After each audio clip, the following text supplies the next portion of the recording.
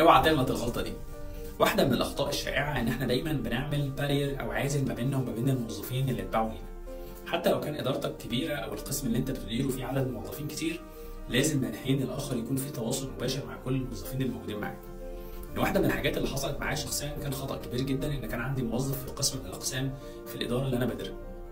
وكان الموظف ده دايما بيجي لي من رئيسه المباشر ان هو مكسل، بيطلع منه اخطاء، مهمل، التقارير بتغلط او بتيجي بايظه من هذا القسم يعني بسبب هذا الموظف.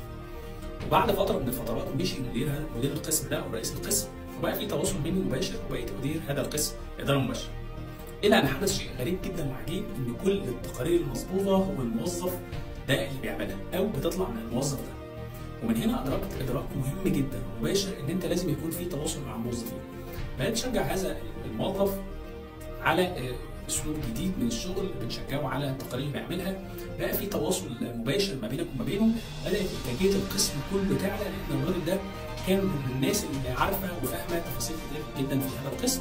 وبالتالي بعد ما حصل فيه التفويض او التفويض لبعض المهام، استقرينا ان احنا نلاقيه يمسك القسم. عشان كده واحده من الحاجات المهمه جدا اللي دايما اوعى تغلطها ان يبقى في حاجز ما بينك وما بين الموظفين اللي انت بتديرهم.